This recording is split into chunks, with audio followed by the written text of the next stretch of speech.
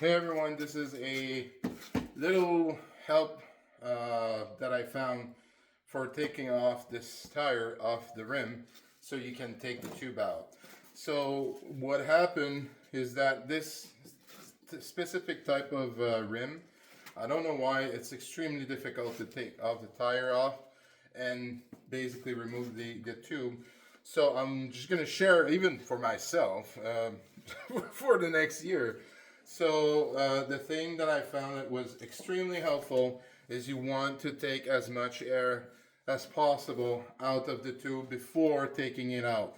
And what I mean by that is I mean that I want you to push on the valve and take off as much air out of it by pressing the tire from all the angles and everywhere as much as you can.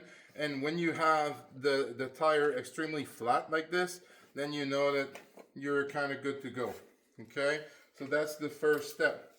The other step is make sure you're on a vise. It's extremely helpful to have it stable, so you make it sure that it's not going to move when you work with it. I don't care to put some scratch on my rim.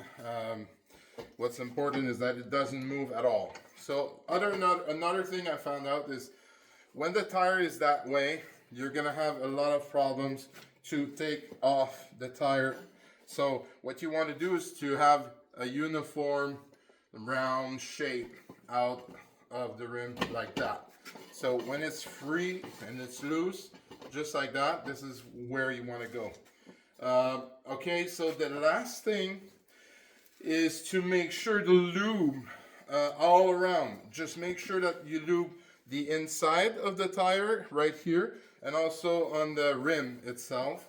So it's going to give you the leverage to go and just take off just a little bit of tire out, and then you move and circle using the center and round all the way around.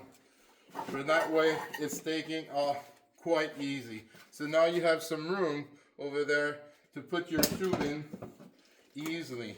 So again, take off as much air as possible. Make sure that your rim is extremely lubricated. I have used the WD for chain, bike chain. I've used that. You can use any type of lubricant. You can even use dishwasher. Some people use that. And basically, to put back your tube, it's going to be as much important to put as much lube as possible to just put it back inside. So just like that, push very hard, and eventually your tire should be back on the rim. So yeah, that's my tip. There we go. See, so it's not so complicated, but you gotta make sure that you follow those steps, otherwise you can have a lot of troubles. So I hope it's helpful to you guys.